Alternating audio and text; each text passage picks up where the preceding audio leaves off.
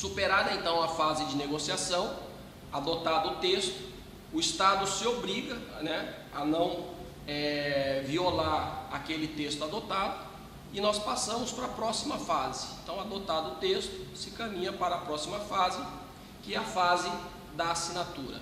A fase da assinatura é interessante estabelecer o que prevê o artigo 11 da Convenção de Viena sobre Direito dos Tratados, que o consentimento de um Estado em obrigar-se por um tratado pode se manifestar pela assinatura, pela troca de instrumentos constitutivos, pela ratificação, pela aceitação, aprovação e adesão ou qualquer outros meios que assim for acordado. Então, esta fase de assinatura é importante porque é a forma na qual o Estado ele se compromete, então, como diz o artigo 11 da Convenção de Viena, ele se compromete, ele se obriga a cumprir esse tratado internacional, sabendo que desde a fase da adoção do texto, no momento da negociação, o princípio da boa-fé já é aplicado, mas a partir da assinatura do tratado internacional, o artigo 11 da Convenção estabelece que o Estado está obrigado a cumprir o que foi convencionado. Então, em regra, um tratado internacional assinado ainda não obriga, todavia, contudo, nós temos que justificar a ideia do princípio da boa-fé previsto no artigo 11 da Convenção de Viena. E nós temos tratados numa classificação quanto à sua complexidade. Nós temos os tratados propriamente ditos e aqueles tratados de forma simplificada. Um tratado de forma simplificada seria a participação do Estado em um evento, né, de convite de outro Estado para expor determinadas mercadorias, participar de determinado evento. Então, é um tratado de forma simples, não é um tratado de matéria complexa. E esse tratado internacional, esse acordo, não precisa passar por uma ratificação. Portanto, a partir da assinatura, obriga sim os Estados a cumprirem. Agora, um tratado de forma complexa, aquele tratado propriamente dito, esse tratado vai precisar passar por uma ratificação, e aí, a partir daí, o Estado está comprometido com o cumprimento do objeto. Todavia, contudo, a assinatura previsto no artigo 11, já com base no princípio da boa-fé, ele não pode descumprir aquilo que foi estabelecido. Um tratado, então, ele é negociado, e só ressaltando que os tratados são redigidos em determinado idioma. Então, esse determinado idioma é aquele idioma que vai expressar a vontade dos Estados, aquela vontade que ele negociou. Então, um Estado que, por exemplo, utiliza-se da língua inglesa como seu idioma oficial, ele vai discutir e vai afirmar a sua vontade no idioma inglês. O Estado que se utiliza da língua francesa vai se utilizar da língua francesa. Então, quando os tratados são meramente bilaterais, provavelmente os tratados são celebrados em dois idiomas, se forem dois estados de idioma diferente, o idioma do Estado A e o idioma do Estado B. Todavia, contudo, pode ser redigido também num terceiro idioma, para esse idioma ser o idioma da interpretação. Se houver alguma dúvida, utilizar-se esse terceiro idioma para a interpretação. Mas quando o tratado é celebrado no seio de algumas organizações internacionais, nós temos nessas organizações internacionais estabelecidos os idiomas oficiais. E os tratados são redigidos nesses idiomas oficiais. E nós temos também os idiomas de serviço, aqueles idiomas também comuns que são utilizados para o trabalho do dia a dia. Então, nós temos os tratados redigidos normalmente na língua oficial da organização, daqueles idiomas definidos como oficiais, como, por exemplo, na Organização das Nações Unidas, inglês, francês, russo, chinês ou mandarim, espanhol e árabe. E aí nós podemos identificar que os estados que não falam esse idioma provavelmente vão se identificar no momento da assinatura ao idioma que mais lhe agrada para ser o idioma oficial, normalmente o inglês, né? O Brasil se utiliza da língua inglesa para ser o tratado no qual ele assina de forma oficial. E aí, o tratado assinado, nós precisamos passar para a próxima fase. Só ressaltando quem assina um tratado internacional. Nós já vimos lá atrás, quem assina um tratado internacional é o chefe de Estado.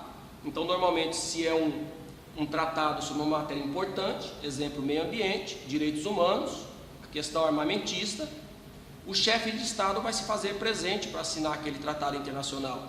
Então, no dia marcado para a assinatura do tratado, os chefes de Estado chegarão ao local determinado e farão a assinatura em conjunto e tirarão aquela foto para a eternidade. Se não for um tratado de grande envergadura, normalmente quem vai assinar é uma pessoa que tenha competência para tal. Os ministros das Relações Exteriores, ou também conhecido como chanceler em alguns países. E se não for de tão envergadura assim, normalmente os estados indicam o chamado plenipotenciário, aquele que possui a carta de plenos poderes, aquela pessoa que vai representar o estado assinando. Então depende para a assinatura, depende quem vai estar presente e apresentar a carta, e ressaltando que pode ter uma carta de plenos poderes para negociar e uma carta com plenos poderes para assinar, né? Então a carta vai identificar quais são os poderes transmitidos, qual foi delegado os poderes para aquela pessoa: negociar, assinar, só negociar ou só assinar. Vista a fase de negociação, a gente entra numa terceira fase, que é a fase mais importante que nós podemos identificar, que tem a participação, além do Estado, da parte interna, dos representantes internos desse Estado. Então nós temos a fase de ratificação, que nós podemos desmembrá-la em duas etapas: a ratificação internacional e a ratificação interna. Então, se a gente for pegar um exemplo como o Brasil, nós temos previsto na Constituição Federal que compete ao Executivo. Então, é o Executivo que faz a proposta de negociação dos tratados internacionais e, depois de negociado, com base na teoria dos freios e contrapesos, na ideia do qual um poder vai fiscalizar o outro, esse tratado tem que passar pelo Legislativo. Então, nesse momento, nós vamos ter uma fase internacional, o Legislativo ratifica internamente e autoriza o chefe do Executivo depois a ratificar internacionalmente. Por quê? Porque o início da proposta partiu do Executivo, negociando o tratado internacional, veio para o Parlamento aprova ou não, aprovado, ele devolve para o chefe de Estado fazer a ratificação internacional. E nós podemos identificar que nesse momento também é interessante. Por que nesse momento é interessante? Porque nós vamos ter o entendimento da Corte Internacional de Justiça que por vários anos, por vários momentos, os tratados internacionais não eram ratificados, eles eram negociados, mas ficavam depositados no Estado negociador e não evoluía para fazer a ratificação. E a partir daí, a Corte Internacional de Justiça entendeu que no momento da ratificação interna, o Estado pode fazer uma reserva. Então, a partir do momento em que o Estado negociou internacionalmente, então vamos imaginar, o Estado, o chefe do Executivo, indicou os seus plenipotenciários para negociar um tratado internacional. Ele assinou o tratado internacional e trouxe para a fase interna, que é aquela fase na qual o parlamento vai observar a teoria dos freios e contrapesos. Imagina, nesse momento, houve a aprovação de uma nova Constituição anterior a esse momento, e esse tratado agora tem algumas regras que violam ou contrariam essa nova Constituição. Então a Corte Internacional de Justiça entendeu que nesse momento da ratificação interna, o parlamento, então o Congresso Nacional, pode também fazer reservas, pode indicar reservas. Só que isso tem um efeito futuro posterior. Essa reserva feita internamente pelo parlamento, depois tem que ser aprovado novamente pelos estados no momento posterior, para se aprovar ou não esse direito de reserva do Estado. Então, tendo em vista que não tinha uma grande evolução as ratificações, a própria Corte Internacional de Justiça entendeu essa possibilidade de reserva pelo parlamento, até para aumentar o maior número de ratificações. Então a ratificação ela é feita por um ato expresso. Então a ratificação internacional ela é feita de forma expressa. E quando ela vai ser de forma expressa? Depois que o parlamento, depois que o Congresso Nacional autorizar o chefe de Estado a fazer essa ratificação. Então o parlamento autoriza e depois o chefe de Estado faz a ratificação internacional. A ratificação sempre vai ser expressa, não existe ratificação tácita. Por quê? Porque a ratificação é o momento em que o Estado manifesta o seu interesse, a sua vontade de participar daquele tratado internacional. Então a ratificação é um ato expresso do Estado, no qual ele manifesta o seu interesse de participar de um tratado internacional. E a partir do momento que ele manifesta esse interesse, ele se compromete, e se ele violar, vem uma responsabilidade que pode ser imposta a ele por descumprimento desse tratado internacional. Caminhando então nesse sentido, nós podemos falar que essa ratificação é um ato unilateral do Estado, que reafirma, porque ele já negociou, ele já assinou, então lá ele afirmou, agora ele reafirma que tem interesse de participar desse tratado internacional, a sua intenção de se obrigar a esse tratado internacional.